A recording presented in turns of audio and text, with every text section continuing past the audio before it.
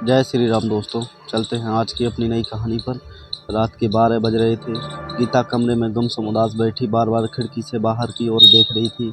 उसका पति रवि अभी तक वापस नहीं आया था। उसे अपनी ज़िंदगी में सिर्फ घनघोर अंधेरा ही दिखाई दे रहा था। 2 साल पहले ही उसकी और रवि की शादी हुई थी। 1 साल तक तो सब कुछ ठीक था, जब वह अपने ससुर के साथ गाँव में रहती थी और रवि शहर में नौकरी करता था। महीने में 2 बार वह गाँव जाता। 1 साल पहले ही वह उसे अपने शहर साथ में लेकर आया था। शहर में आने के बाद ही गीता रवि की हरकतों से रूबरू हुई थी। वह अव्वल दर्जे का शराबी और जुआरी था। ऑफिस में छुट्टी होने के बाद वह रोज़ इसी तरह शराब के नशे में चूर होकर घर आता। गीता के विरोध करने पर उसके साथ मारपीट और गाली गलौज करना उसकी रोज़ की आदत हो गई थी। गीता सो गई क्या? दरवाज़ा खोलो। बाहर से दरवाज़ा खटखटाने के साथ रवि की आवाज़ आ रही थी। आज आप फिर पी कर आए? गीता झुंझलाते हुए बोली। हाँ, मैं पी कर आया हूँ। क्या करूँ, मन ही नहीं मानता, रवि झूमते हुए बोला। और मैं यहाँ अकेली बैठी बैठी घुट रही हूँ। आपने सोचा है कभी मेरे लिए? गीता सवाल उठाते हुए बोली। तुम बाहर जाकर घूम आया करो, मैंने मना तो नहीं किया है तुम्हें? रवि गीता को फुसलाने वाले अंदाज में बोला। ठीक है, चलिए आप हाथ मुँह धो लीजिए, मैं खाना निकालती हूँ, कहकर गीता रसोई घर में चली गई। थोड़ी देर बाद जब वह खाना लेकर कमरे में आई, तब तक रवि सो चुका था। उसने उसे उठाना उचित नहीं समझा और अपनी किस्मत पर आंसू बहाते हुए बिस्तर पर चुपचाप जाकर लेट गई। सुबह के 10 बज रहे थे। रवि ऑफिस जाने के लिए घर से बाहर निकल चुका था। घर का दरवाज़ा खुला हुआ था। तभी बाहर से आवाज़ आई, क्या मैं अंदर आ सकती हूँ? घर के बाहर किसी महिला की आवाज़ आई। आइए अंदर आ जाइए, गीता आदरपूर्वक बोली। मेरा नाम सीमा है, मैं यहाँ इसी कॉलोनी में रहती हूँ। वह युवती गीता को अपना परिचय देते हुए बोली। जी, मेरे पति तो ऑफिस जा चुके हैं, आप कल आइएगा। गीता उस युवती की ओर देखते हुए बोली। मुझे आपके पति से नहीं, आपसे बात करनी है। अगर आप बुरा ना माने तो मैं आपसे कुछ पूछ सकती हूँ? वह युवती गीता के मन को कुरेदते हुए बोली। जी जी, ज़रूर बताइए, इसमें शर्माने वाली क्या बात है? आपको मुझसे क्या काम है? गीता हैरान होते हुए बोली। क्या नाम है आपका? वह युवती गीता से बोली। जी, मेरा नाम गीता है। गीता अपना नाम बताते हुए बोली। गीता जी, हम लोग पीड़ित शोषित महिलाओं के लिए काम करते हैं। उन्हें उनका हक, सम्मान, सुरक्षा, न्याय दिलाने के लिए हमारी मैडम निशा जी ने NGO खोल रखा है। मैं भी उसी की सदस्य हूँ। वह युवती गीता को समझाते हुए बोली। जी, आप मुझे यह सब क्यों बता रही हैं? गीता संकुच होते हुए बोली। गीता जी, हमें आपके बारे में सब कुछ पता है। आपका पति रवि शराबी है। वह आपके अच्छा व्यवहार नहीं करता, नशे में मारपीट, गाली गलौज करता है। वह युवती गीता के मन को झकझोरते हुए बोली। जी, आपको किसने कहा? गीता आश्चर्यचकित हुए बोली। जी, हमारा काम ही महिलाओं के ऊपर होने वाले जुल्म का विरोध करना और उन्हें न्याय दिलाना है। ये युवती गीता से सहानुभूति दर्शाते हुए बोली। जी, मैं कर भी सकती हूँ। क्या कह सकती हूँ? कहकर गीता खामोश हो गई।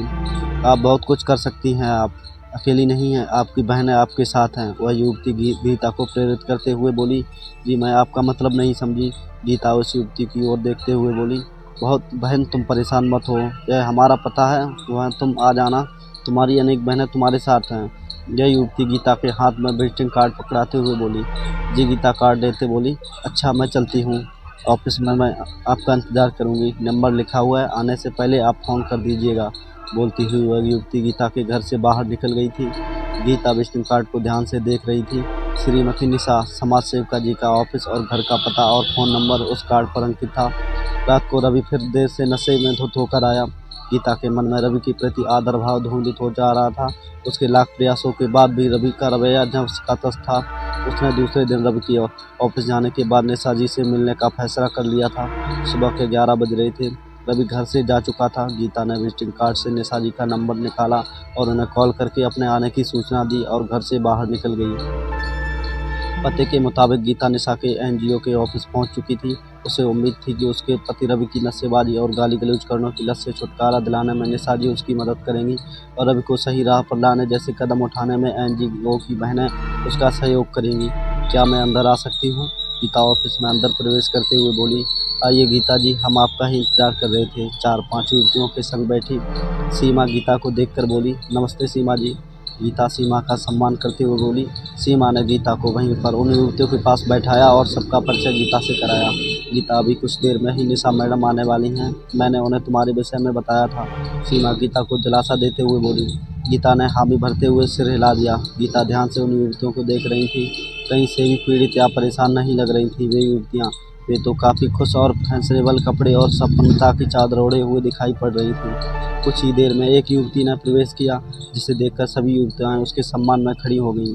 वह युवती सिर हिलाते हुए सामने बने केबिन में चली गई। गीता मैडम आ गई हैं, चलो तुम मेरे साथ। सीमा गीता को केबिन की ओर इशारा करते हुए बोली। जी कहकर गीता सीमा के साथ चल दी। Good morning madam.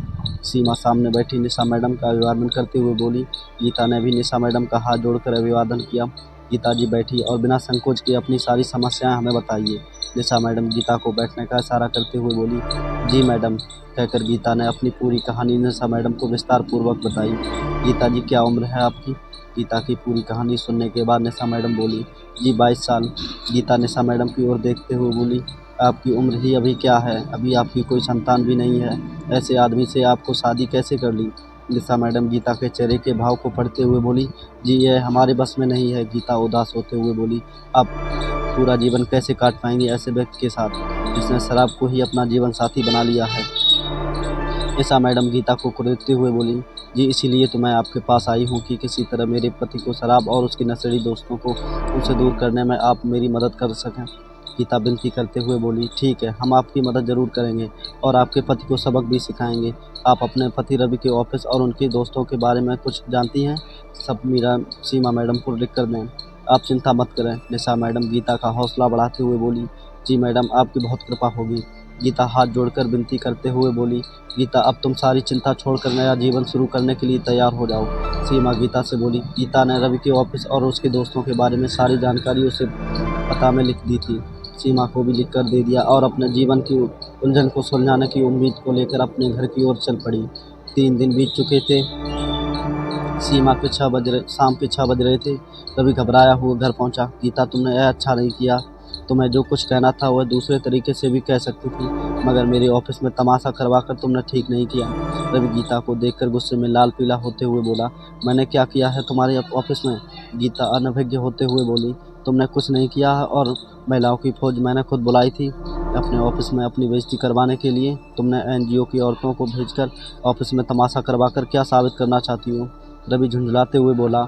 जब आप मेरे साथ रोज़ गलत व्यवहार करते हैं तो मेरी बेइज्जती नहीं होती? अगर आप सही होते तो मुझे वहाँ जाने की क्या ज़रूरत होती? गीता हिम्मत जुटाते हुए बोली। ठीक है, मैं अब ऑफिस ही नहीं जाऊँगा, अब तुम जाओ उन्हीं औरतों के पास, कहकर रवि गीता को दरवाजे की ओर ढकेलने लगा और गीता को बाहर करके दरवाज़ा अंदर से बंद कर लिया। 2 घंटे बीत जाने के बाद भी रवि ने दरवाज़ा नहीं खोला। उसका मोबाइल भी अंदर छूट गया था। वह निशा मैडम से बात करने की मदद भी नहीं मांग सकती थी। रात के 9 बज रहे थे। ऑफिस भी बंद हो चुका था। तभी उसे ख्याल आया निशा जी का कार्ड उसके पास मौजूद था। उसमें उसके घर का पता लिखा था। गीता ने निशा मैडम के घर जाने का फैसला कर लिया और निकल पड़ी निशा मैडम के घर की ओर। निशा मैडम के आलीशान 2 मंजिला फ्लैट के नीचे गाड़ियों का तांता लगा हुआ था। सामने अंदर जाने के रास्ते पर गार्ड खड़े हुए थे। निशा बिना झिझके सीधे फ्लैट की ओर बढ़ रही थी। फ्लैट के मुख्य द्वार पर खड़े गार्ड ने गीता को देखकर नहीं रोका और अभिवादन करके उसे अंदर जाने का इशारा किया। अंदर का नज़ारा देखकर गीता के होश उड़ गए। अंदर जोरदार पार्टी चल रही थी। शराब शवाब सभी कुछ मौजूद था। उस पार्टी में निशा मैडम नशे में किसी पुरुष की बाहों में झूम रही थी।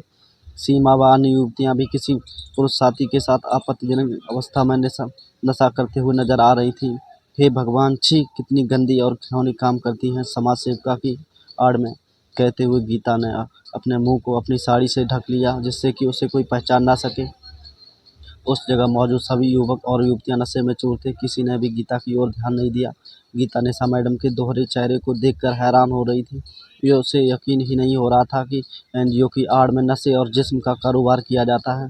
उसकी जैसी दुखी और परेशान महिलाओं को फांस कर उनको नशे और जिस्म के व्यापार की ओर रास्ता दिखाया जाता है। जीवन में सुख और पैसा, गाड़ी आदि का लालच देकर शायद यही सबसे सरल तरीका था महिलाओं को बरलाने का। गीता ने मन ही मन निशा मैडम का नकली चेहरा सारी दुनिया को दिखाने का फैसला किया और जिस तरह आई थी उस तरह वहां से बाहर निकल गई। निशा के कदम तेजी से महिला थाने की ओर बढ़ रहे थे। कुछ ही देर में उससे वहां पहुंचकर निशा मैडम और उनकी सहयोगी महिलाओं को एनजीओ की आड़ में घृणित कर्म करवाने की रिपोर्ट दर्ज कराई। महिला पुलिस अधिकारी ने गीता को साथ में लेकर निशा मैडम के घर छापा मारकर सभी लोगों को गिरफ्तार कर लिया। सामने निशा मैडम और सीमा को देखकर गीता बोली। मैं अपने पति का नशा छुड़ाना चाहती थी, ना खुद का सौदा करके मौज मस्ती करना चाहती थी। तुम लोगों का दोहरा चरित्र और चेहरा न जाने कितनी वो जैसी औरतों को नरक की ज़िंदगी जीने को मजबूर किया होगा। मुझे अपने पति से उतना दुख नहीं मिला जितना खुशी आज मुझे तुम जैसी औरतों का असली चेहरा सामने लाने में प्रतीत हो रहा है। गीता के चेहरे पर खुशी के भाव झलक रहे थे। निशा मैडम, सीमा व अन्य लोग अपना मुंह छुपाने का प्रयास कर रहे थे। गीता, मुझे माफ़ कर दो, मुझे आज खुद पर गर्व हो रहा है कि तुम मेरी पत्नी हो। गीता के सामने रवि हाथ जोड़कर विनती करते हुए बोला, इसे माफ़ कर दो गीता, यह अपनी गलतियों का पश्चाताप कर रहा है। मैंने ही इसे यहाँ बुलाया है। महिला पुलिस अधिकारी गीता से बोली। गीता कुछ देर तक रवि की ओर देखती रही, फिर बोली, रवि, यह तुम्हारा असली चेहरा है ना? कहीं फिर तुम दोहरा चरित्र और चेहरा नहीं दिखाओगे मुझे? कहते हुए गीता भावुक हो गई। गीता, मैं कसम खाता हूँ कि मैं कभी भी शराब को हाथ नहीं लगाऊंगा और जीवन के अंत तक यही मेरा असली चेहरा रहेगा। रवि गीता का हाथ पकड़ते हुए बोला, ठीक है, जल्दी चलिए, रात के 1 बज रहे हैं, बाकी बात घर पर पहुँच कर करेंगे। कहते हुए गीता रवि का हाथ पकड़कर अपनी खुशियों को मन में समेटे हुए निकल पड़ी अपने पति रवि के साथ और अपने घर की ओर। दोस्तों, कहानी पसंद आई हो तो लाइक शेयर सब्सक्राइब करना ना भूलें और ऐसी डेली मज़ेदार कहानी सुनने और देखने के लिए हमारे चैनल को ज़रूर सब्सक्राइब करें और हमें कमेंट में ज़रूर बताएं कि आपको ये कहानी कैसी लगी। जय श्री राम दोस्तों।